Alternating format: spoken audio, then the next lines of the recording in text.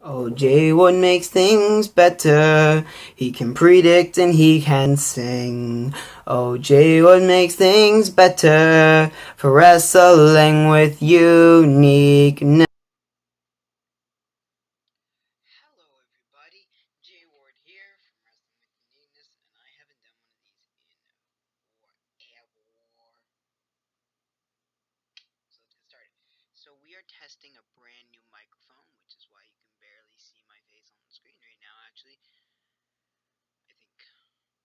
Who knows? Anyways, so yeah, um, we got a mic from Wish. It's right down here. You can't see it, but it's like there below the screen. So without further ado, I'm going to use this microphone. I'm going to slightly off the side. I may be moving back and forth here and there, talking about how WWE should have done Roman Reigns after the Shield. In my opinion, this is like one of the easier ones to book. My opinion, anyways. Here's why. Because don't get me wrong, Seth Rollins was a fantastic heel, a really good heel, bar none. He was great at doing sort of the coward thing. That stuff is great. But in my opinion, the person who should have portrayed sort of turning on the group should have been Roman Reigns. Um, and the reason for this is actually quite simple. Um, actually, the reason why it should have been Roman Reigns is because this still gives him a chance to learn and still have people to hide flaws. Because at the time, Roman Reigns wanted a football career. He wanted football. Good for you. It failed. So he went to Vince McMahon and the WWE. Luckily for him, he got paired with Dean Ambrose and Seth Rollins, two guys who have independent wrestling cred, and they were known for by the independent wrestling crowds, because they did the independent circuit and all that stuff. So they could help and sort of, in a sense, mentor and teach Roman everything that he needed to know.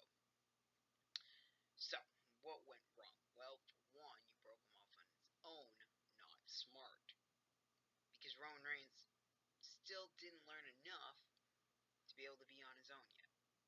Now, as of recently, I will admit Roman Reigns has gotten better in the ring, and his mic work's improving. But honestly, talking isn't his character's strength. To be honest, most of it is fighting based. Sort of like his fists do the talking for him, sort of thing. Um, yeah, to me, I would have paired him with the Authority because that would have given him Triple H, Kane, the Big Show. You got all these people that can give Roman Reigns sort of this experience that he needs to be able to succeed in WWE. And they can all give him sort of that bit of knowledge, which will help Roman. Unfortunately, that's not what happened in real life. But this is my version, dang it. So, basically, Roman Reigns turns on the Shield, and one of the first feuds he enters is with John Cena, the face of the good guys. Yeah. Boy, it's been a while since I've done one of these. Anyways, so yeah, basically, he beat Cena, two times back to back. You know, whoa, wait, what? That just happened. Cool. So, what's next after that? That's more of a short and sweet thing. Up next is with Dean Ambrose and Seth Rollins and all those guys. Yeah, because although they should be starting, um, yeah, just go with it. So, yeah, carrying on. So, basically, he battles Dean Ambrose. Basically, you just do the Dean Ambrose Seth Rollins thing, only maybe you flip roles a little bit, do a little bit of flip and switch. Because Roman Reigns is supposed to be a dominant heel, and Dean Ambrose is sort of the underdog. Can he win, sort of thing.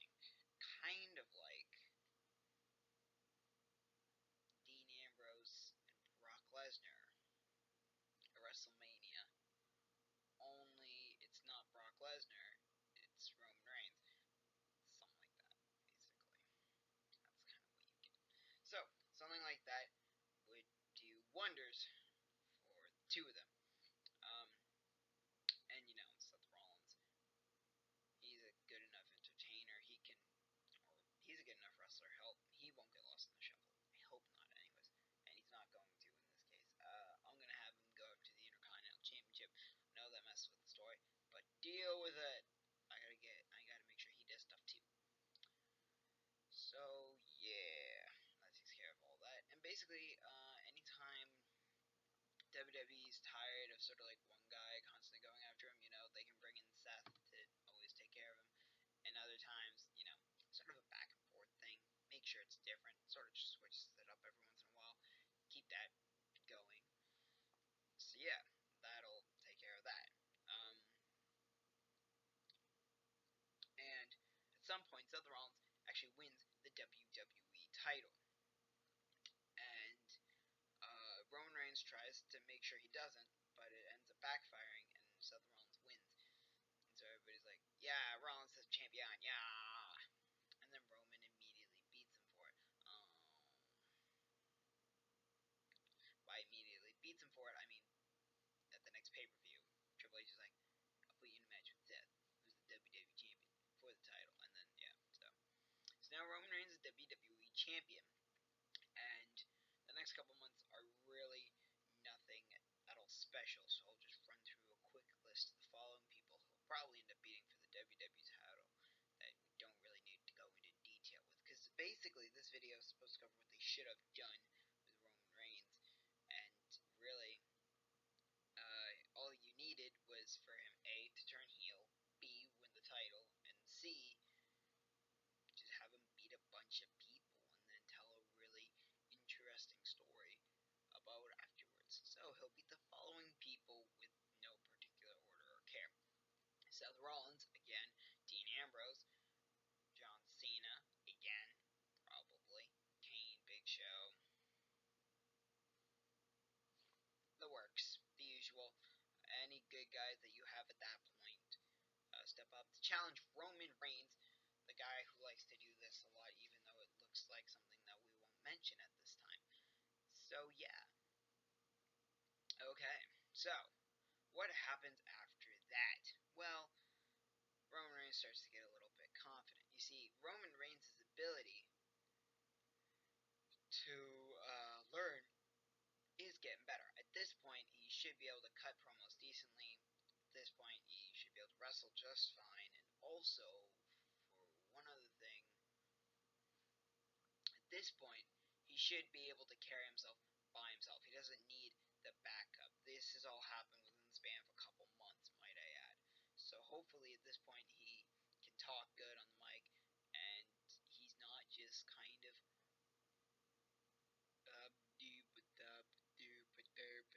from Thug and Dash. You had him quote a cartoon character. So yeah, basically after that lovely ordeal, John Cena starts going a little mental. He wants to break the record for the most World Heavyweight Championships won in ever. Because at this point, he's probably already tied Ric Flair's 16 at a Royal Rumble win over the phenomenal one AJ Styles. Sadness. So, yeah. So he challenges Roman Reigns for a shot at the gold and wins.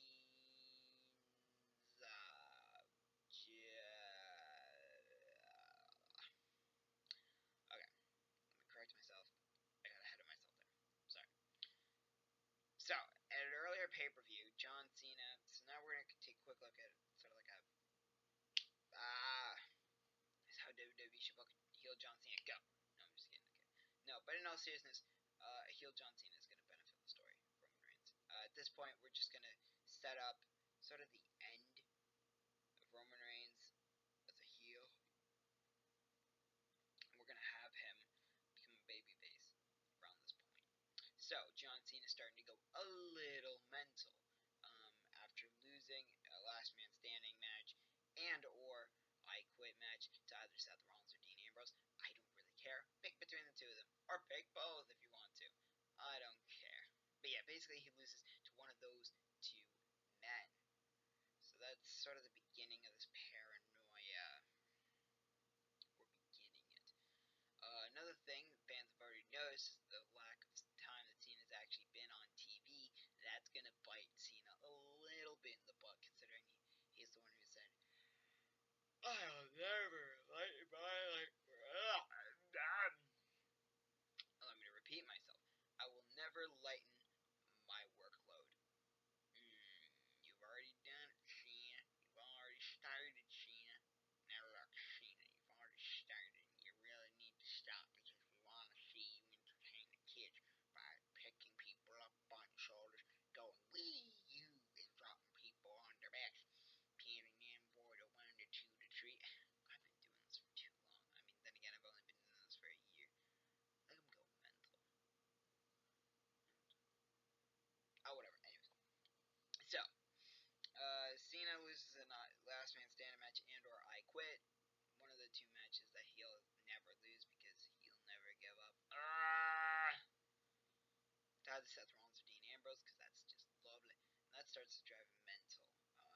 Of course, the fans constantly noting his lightening of the load, quote unquote, there, because he's off doing more movies, kind of like The Rock, and he kind of said he'd never do that. Oops. Cena's starting to get a little annoyed, and he's talking to the Authority one time.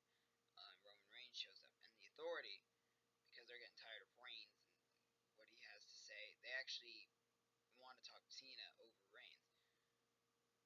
And this kind of, then they start thinking of an idea. And they announced on Raw this huge WWE Championship match. Ah! Blah, blah, blah. And the following contenders will be the champion, Roman Reigns, versus You Can't See Me, Mr. Jonathan Q. Cena, everybody. Boo, boo, boo. Boo, boo, boo, boo. Boo, boo, boo, boo. Anyways, I'm bored. So, they have a nice contest, a good 20 to 30 minute WWE title match before the Authority cost Roman Reigns the WWE Championship. Oh yeah. Now, how we build this up is fairly simple. It is at the Royal Rumble a 2-on-1 handicap match. Roman Reigns versus the Big Show and Kane. That takes them out of the equation because after the match, Roman Reigns sort of beats them up and they're, I guess, kayfabe injured. Or maybe they are injured. I don't really care. Sorry. At the Elimination Chamber or whatever pay-per-views in between that and the other one, Roman Reigns goes to battle the WWE Champion. Good grief.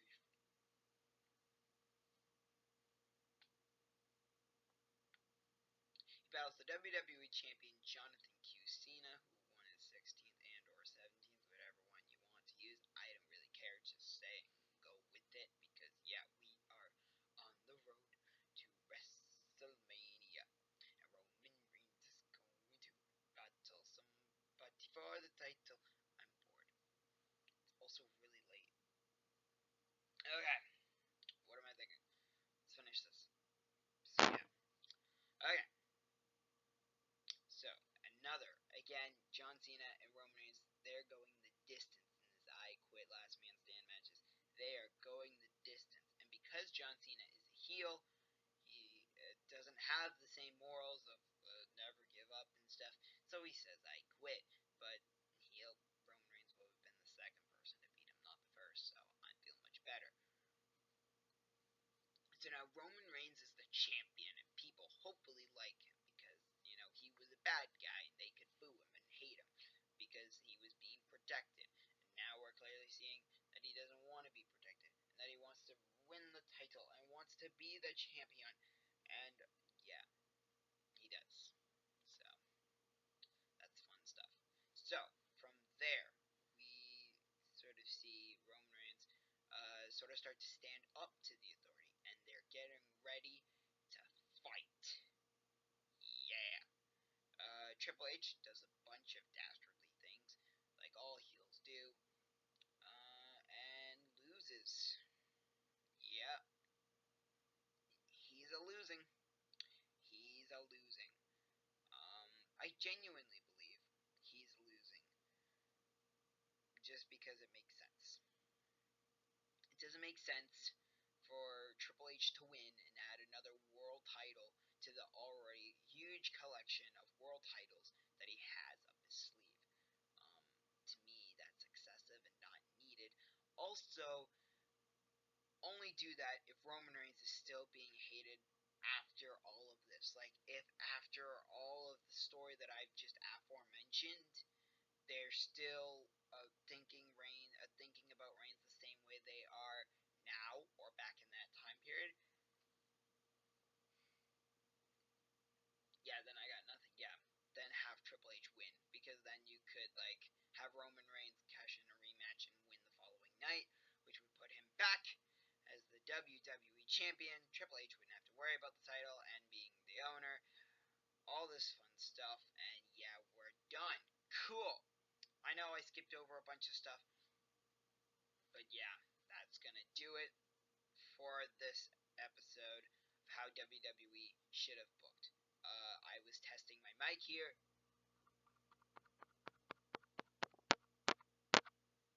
Yeah. Let me know how the audio is in the comment section down below. If this mic is working well, then you may see more videos in this format. I don't know. We'll have to wait and see. For now, I'm Jay Ward.